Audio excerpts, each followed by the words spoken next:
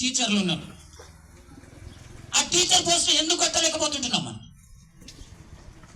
MRO post ఎందుకు కట్టలేకపోతున్నాం? ఒక secretary post ఎందుకు కట్టలేకపోతుంటున్నాం? ఒక సర్పంచ్ ఎందుకు కాకపోతుంటున్నాం? నిజమే, విగ్రహాన్ని కడుతుంటున్నాం. తన చేతులు ఉన్నటువంటి బుక్ అక్కడే ఉంటుంది. తను చూపినటువంటి ఏలు ఒక మాట చూడండి మీరు. డాక్టర్ బిఆర్ అంబేద్కర్ గారు, ఆయన ఏలు ఎలా ఉంది?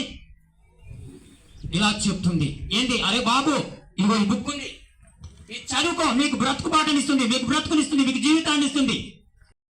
విద్యావంతులం మనమే, తెలివివంతులం మనమే అనుకొని విడవీయడం కరెక్ట్ కాదు. ఉంది, ప్రతి ఒక్కరికి ఉంది. దాన్ని దేని మీద ఉపయోగించాలో దాని మీద ఉపయోగించి ఎదుటోనికి నువ్వు సాయం చేయకుండా పర్లేదు, నీ జీవితం నువ్వు చక్కగా చేసుకోవాలనేది నా ఉద్దేశము. ఇక్కడ ఉన్న అన్నవాళ్ళు చాలా మంది చాలా విషయాలు చాలా బాగా చెప్పింది.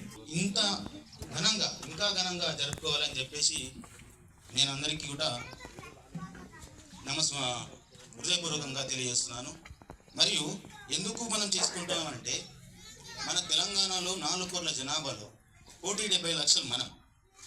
1,70,00,000కు గాను 17% మనకు రిజర్వేషన్, ఉద్యోగాల్లో కానీ ప్రమోషన్లో కానీ ఏదైనా సరే. అంటే 100 మందిలో 17 మంది జాబ్లు 17 మనకు రావాలని చెప్పేసి రాజ్యాంగ రూపకల్పన చేయడం జరిగింది. అంటే 100 మందిలో 17 మంది మా వాళ్ళు ఉండాలనే ఉద్దేశంతో రాజ్యాంగంలో ఏర్పాటు చేయడం జరిగింది. భారతదేశంలో ఉన్న అతిపెద్ద చట్టం ఏదైనా ఉన్నదనంటే అది రాజ్యాంగం. అంతకన్నా పెద్ద చట్టం ఇక్కడ లేదు, రాబోదు. సో అంత ఘనకీర్తి మన కోసం సంపాదించి పెట్టిన మన అంబేద్కర్ గారిని మనము ఏ విధంగా సత్కరించాలి, ఏ విధంగా ఆయన యొక్క సేవలను కొనియాడాలి,